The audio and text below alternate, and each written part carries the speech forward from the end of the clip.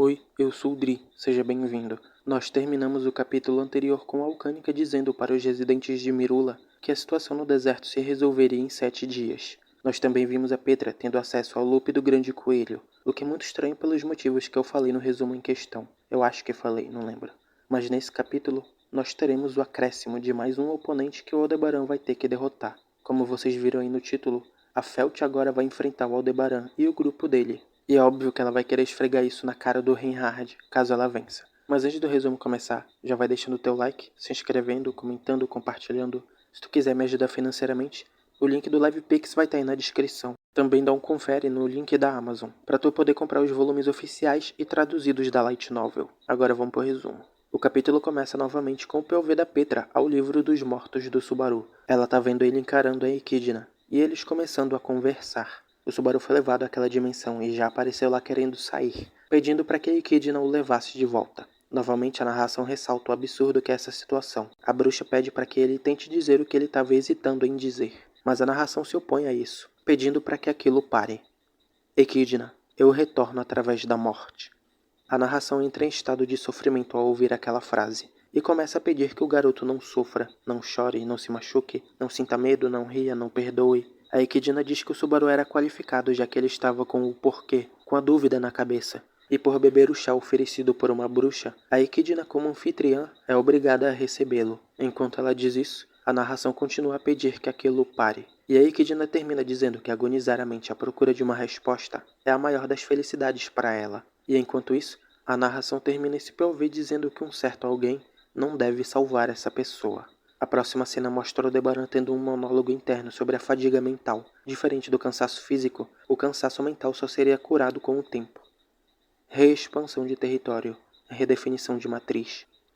Uma grande vantagem que a autoridade do Aldebaran dá para ele é a capacidade de gastar tempo sem que o tempo seja alterado. Então essa questão de deixar o tempo curar o cansaço não é tanto assim um problema. No meio do combate contra o Reinhard ele já fazia isso. Ele usou todo o tempo que a sua autoridade poderia fornecer para revisar e aperfeiçoar os seus planos, mesmo que no final o Reinhard tenha burlado todos praticamente. Mesmo que o seu corpo e mente estivessem exaustos, o estado do corpo do Aldebaran nunca esteve tão bem. E isso graças à vasta quantidade de mana do dragão divino. Ele curou suas feridas com magia de cura, e além disso, fortificou seu corpo usando magia de luz. Como a própria narração menciona, esse é o estado mais forte que o Aldebaran já esteve, desde que ele nasceu nesse mundo. O Aldebaran estava nesse exato momento se escorando na parede de um pequeno galpão de caça. O dono não estava presente por causa da época do ano, então eles estavam a usando. Eles precisariam passar despercebidos por todo o trajeto. O caso em Mirula foi uma exceção, já que o Aldebaran queria muito tomar leite e avisar os moradores da cidade sobre os perigos de se ficar lá. O choque dos golpes talvez alcançasse a cidade, e também era improvável que aquela batalha fosse acabar.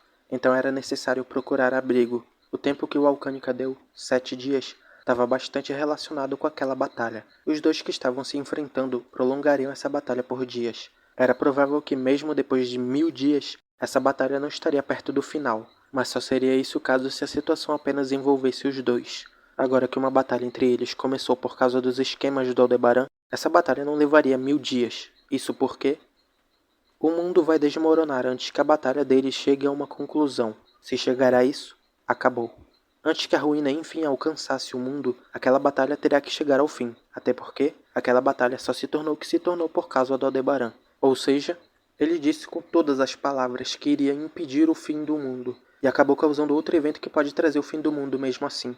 E enquanto isso, ele reclama que tem muita coisa para fazer. A Yai chega ali para tentar reconfortar o Aldebaran que já estava ficando todo deprimido. Ela estava cuidando dos arredores e de olho no Henkel, mas decidiu abandonar o seu posto para bater um papo. O Aldebaran até reclama disso, mas ela diz que já fez tudo isso, e pergunta se eles não poderiam usar o Henkel de isca para os majus que estão nos arredores. Mas o Aldebaran não gostou nada da ideia, e apesar de estar de elmo e não ter falado nada, a Yai foi capaz de entender que ele não concorda. Mas mesmo que o Henkel acordasse, a Yai diz que o Henkel acabaria sem os membros. O Aldebaran até pergunta se ela realmente seria capaz disso. Ela diz que mesmo o Henkel tem pontos fracos. Algumas partes do seu corpo são mais frágeis, e é lá que ela acertaria. Mas ela mesma diz que já que o Aldebaran não curtiu a ideia, ela não faria isso, já que ela não ganharia nada enfurecendo o Aldebaran. Ele tinha certeza de que a Yai não tentaria nada contra o Henkel pelas suas costas, porque no passado, o Aldebaran quebrou o espírito da Yai. Até hoje ela tem medo do Aldebaran pelo que aconteceu no passado dos dois. Quando a Priscila anunciou a sua candidatura na seleção real, o Tisha, general divino de Voláquia, tinha enviado uma ninja assassina para dar cabo da vida da Priscila.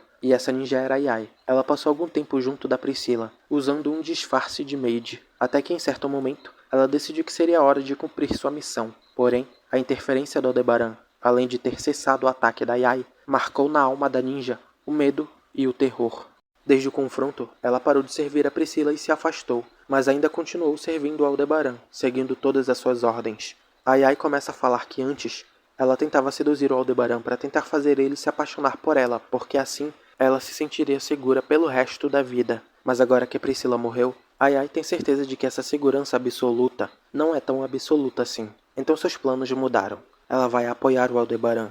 E ela pede que, quando ele cumprir o que quer que ele queira cumprir, que ele morra. Porque só assim ela vai se sentir segura. O Aldebaran sabia que ninguém o perdoará pelo que ele vai fazer. Mas ele até que gostou dessa proposta da Yai. Ele desejava ser queimado. Desse jeito ele morreria da mesma maneira que a Priscila morreu, tentando salvar a sua terra natal. O Aldebaran faria o que tinha que fazer e ele iria, enfim, desfazer o seu território e destruir a sua matriz. De repente o Henkel acorda gritando de desespero. Ele estava amarrado de um jeito que se ele não tomasse cuidado, ele acabaria sendo partido em pedaços. O Aldebaran manda a Yai desamarrar ele, mas a Yai diz que tá tudo bem o Henkel ser partido em pedaços. Mas o Aldebaran discorda do que ela tá falando, dizendo: não está bem, eu fiz uma promessa ao velho. Quando tudo estiver terminado, eu vou providenciar o sangue do dragão para ele. Eu cumpro minhas promessas. Promessas são importantes. A Yai pede para que o Aldebaran também faça uma promessa com ela, e mesmo relutante, o Aldebaran aceita fazer a promessa. Uma promessa de mindinho. A Yai desamarra ele, e o Henkel começa a discutir com ela, até que ele tenta sacar a espada dele, e a Yai acaba demonstrando um pouco que vai contra-atacar. Temendo que isso escalone para uma porradaria, o Aldebaran intervém na discussão. A Yai começa a reclamar, dizendo que foi substituída por alguém como o Henkel, e ela diz que o chute deve ter sofrido com o velho, mas o Aldebaran diz que eles até que se davam bem, e a resposta da Yai foi um negócio que pisou no calo do Henkel. Isso é surpreendente, mesmo que não seja esse o caso com o seu filho. Depois que eles se acalmam, o Henkel pergunta se a parada sobre os 7 dias era verdade. O Aldebaran diz que sim, e que mais do que a verdade, esse era o seu plano. O Henkel insiste. Ele diz que quando isso tudo acabar, é para ele entregar o sangue do Volcânica, e ele também menciona a bruxa da inveja. O Aldebaran fala que pensou num plano para fazer aquela coisa recuar, e diz que o Henkel não precisa se preocupar, e enquanto sente vergonha, o Henkel diz que não está preocupado. Agora com a Yai liderando o caminho, o grupo se move em direção ao lado de fora da floresta. A caminhada seria longa, já que eles teriam que ir a oeste, atravessando o reino de Lugnica. A Yai pergunta se tudo vai sair como planejado, mas o Aldebaran diz que todo mundo já deve saber sobre o que ele fez, e que não existe um mundo onde o Reinhard saiu para a batalha sem contar para ninguém, mas para isso ele já tinha um plano. A Yai pergunta se isso envolve o dragão divino, e o Aldebaran diz que sim. O Alcânica já não estava mais com eles. O Aldebaran pediu para que ele fosse para o norte. Assim, ele atrairia toda a atenção para ele e tornaria o caminho do Aldebaran muito mais fácil. O Aldebaran pensava que sem a ajuda do Reinhard, o reino precisaria mover a ordem dos cavaleiros inteira, para serem sequer aceitos na mesa de negociação do Volcânica, entre aspas. Naturalmente, as autoridades do reino suspeitariam que o Alcânica e o Aldebaran estariam juntos, já que o Aldebaran se deu o trabalho de roubar o corpo do dragão divino. Senhoral, um problema surgiu. Quando Aldebaran estava começando a ficar otimista com todo o seu planejamento, um balde de água fria caiu sobre sua cabeça. Era um cenário terrível para os planos do Aldebaran. A Yai percebeu que além da floresta, pessoas estavam esperando por eles. Eles foram emboscados. Ei, você consegue me ouvir, não consegue? Eu sei que você tá aí, maldito do capacete. A dona dessa voz era bem óbvia. Ela ocupa o mesmo cargo que Priscila Barielli ocupava enquanto estava viva. Aquela garotinha, que ansiava pelo mesmo trono que a Princesa do Sol, se fez presente no campo de batalha. Parece que você cuidou do lixo do meu cavaleiro. Acho que não tem escolha a não ser limpar a merda dele. Ele não está acostumado a ter isso limpo por outros. Mas quem vai limpar a merda dele aqui sou eu. A garota era o leão dourado do reino do dragão. Das candidatas à rainha de Lugnica, Felt estava ali para pôr um fim à revolta do Aldebaran, finalizando assim o capítulo 17.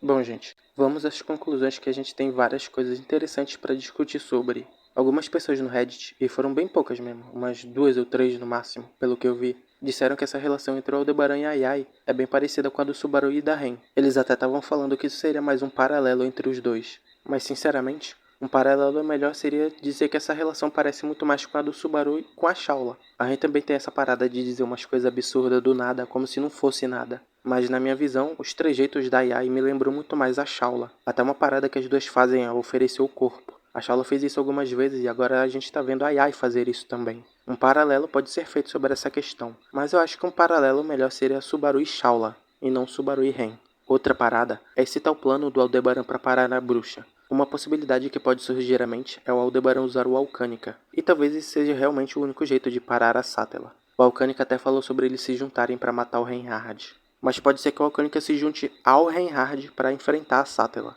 Porque senão, eu realmente não sei o que eles vão fazer. A bruxa tá atacando porque a Petra descobriu sobre o retorno. Será que é algo envolvendo ela? Talvez. Se a Petra faz parte desse plano do Aldebaran, então o jeito é matar ela. Mas isso não vai dar certo, porque no momento em que o Subaru sair, o Subaru vai se matar e vai resetar todo o arco. Mas eu particularmente não acredito que vai ter um reset. Até porque eu acho que essa questão da Petra saber sobre o retorno vai ser o estopim para geral saber sobre isso também. Mas eu não acho que vai ser isso. Vai ser alguma parada que só o Aldebaran sabe e ele só vai revelar depois. Outra coisa, desde o começo dessa missão, o Henkel tá dando indícios, e indícios bem óbvios, que ele não tá satisfeito com a situação. Ele não tá gostando de estar ali, ajudando aquelas pessoas a cumprir esse plano maluco. Mas ele não tá numa situação em que ele possa fazer algo a respeito disso. Ele precisa do sangue do dragão. E agora que a Priscila morreu, as chances dele de conseguir isso foram totalmente destruídas, já que ninguém vai aceitar ele nas outras facções. Mas como o próprio Aldebaran pensou quando eles se reuniram em Mirula, o Henkel é meio instável. Essa instabilidade pode acabar virando uma bomba, e quando essa bomba explodir, o Aldebaran pode ficar a um passo de ter o seu plano totalmente arruinado. É uma possibilidade. Nesse momento, o Henkel é um coringa nesse xadrez 3D do Aldebaran, tanto enquanto uma peça a ser movida, quanto em estado mental. O cara tá preocupado com o filho, mas depois que pessoas apontam isso, ele diz que não tá preocupado. Essa confusão pode escalonar bastante. Principalmente agora, eles vão ser expostos a grandes quantidades de estresse. O Henkel pode acabar tendo que lutar contra quem ele não quer, e esse estresse vai acumular e vai explodir. Por isso, eu acho que o Henkel vai os trair em algum momento, mas não antes de causar um burburinho. O Alcânica tá agindo sozinho a partir desse capítulo. O Aldebaran mencionou no capítulo anterior que o Alcânica não serviria tanto assim como aliado depois que partissem de Mirula. Dito e feito, ele realmente não vai ser útil, já que eles não estarão juntos. A questão é, quem o Alcânica vai enfrentar? Mano, se eu fosse ter que fazer um chute, eu diria que o chute mais óbvio seriam os membros da facção Emília. Eles são os únicos que realmente são capazes de fazer algo contra o Alcânica, levando em consideração que o Reinhard está ocupado. Além da Emília ter o zero absoluto que pôde competir com o sopro do dragão do Volcânica HH, que o próprio Reinhard constatou ser mais forte que o Alcânica, é na facção Emília que está a Han, a reencarnação do Deus Oni. O plano do Roswell é matar o dragão, e agora que o bicho se voltou contra o reino, e pior do que isso, sumiu com o Subaru e a Beatrice, o Roswell pode muito bem enxergar aquela situação como uma oportunidade perfeita para se livrar do Volcânica. Era parte do plano do Aldebaran fazer o Alcânica chamar a atenção. Ele até pensou que o reino juntaria a rapaziada para combater o Alcânica, e deve ser isso que vai acontecer mesmo. A galera vai em peso para cima do Alcânica. Partindo para outro tópico, nesse capítulo foi revelada uma informação que eu citei brevemente no resumo anterior, que foi a questão da locomoção. O Alcânica estar ausente tinha me deixado em dúvida sobre para onde o Aldebaran estava indo, sendo que ele só tem 7 dias. Mas aí eu refleti sobre isso e pensei que talvez o Henkel possa ajudar nessa questão. É bem simples na real. O Henkel pode simplesmente carregar os dois e sair correndo. Não é como se isso não fosse possível. No arco 7, o batalhão atravessou Voláquia em alguns dias e chegaram a tempo no campo de batalha. Eles correram sem parar desde Gnumrive até Lupgana e chegaram a tempo de participar da guerra. Isso foi o mais impressionante. Isso, óbvio, enquanto todos estavam sob o efeito do Flow. Isso é totalmente possível para o Henkel. Eles poderiam até chegar no destino mais rápido, já que o Henkel é mais forte que quase todos os membros do batalhão, e mais rápido também. Mesmo se eles tiverem que dar uma pausa para comer, dormir, fazer as necessidades básicas do corpo, eles poderiam cobrir uma área maior em menor tempo tranquilamente. O fato é que a cada dobra de esquina eles vão topar com um inimigo diferente, mas eles já estão dispostos a isso. O último tópico desse vídeo é o seguinte. A Felt entrou no campo de batalha. Ela vai enfim ter algum destaque com foco nela por enquanto. Mas caso vocês não se lembrem, a Felt tem uma fala futura que ainda tá para se concretizar. E essa fala se encaixa perfeitamente nessa batalha. Seja com justiça ou vilania, você não pode resolver todos os problemas sob o sol. Foi nisso que você acabou de pisar. Se você bloquear nosso caminho, não me importa se você é uma bruxa ou um dragão. Eu vou te esmagar. Essa fala combina perfeitamente com essa situação porque cada parte dela engloba muito do que essa missão do Aldebaran representa e causou. Tem a questão da justiça e vilania, que condiz com o papo que o Aldebaran já mandou antes. Ele diz pro Reinhard que a missão dele vai salvar o mundo da ruína, e mesmo assim ele libertou a bruxa da inveja. Então para alguns, o ato dele pode ser visto como vilanesco. No caso, acho que para todo mundo. Mas ele próprio se considera um herói nessa situação. A Felt pode muito bem escutar esse papo do Aldebaran e encarar isso como uma provocação. E acabar falando para Aldebaran que ela não liga que a missão dele vá salvar o mundo de acordo com ele. Tem também a parte que ela fala de bloquear o meu e depois ela se corrige falando nosso, fazendo referência às pessoas que acompanharam ela. E obviamente, a parte dela falando que vai esmagar o inimigo, mesmo que ele seja uma bruxa ou um dragão. Totalmente condizente com os inimigos que o reino vai enfrentar agora. O Aldebaran não vai ser parado nessa batalha. O arco acabaria muito esquisito se ele fosse derrotado agora, mas essa luta ainda vai durar um tempinho, eu tô achando. Enfim, não esquece de deixar o like, de se inscrever no canal e de conferir os links na descrição. Espero que tenha gostado do vídeo. Muito obrigado por ter assistido do início até o final. Valeu, falou e nos veremos em breve.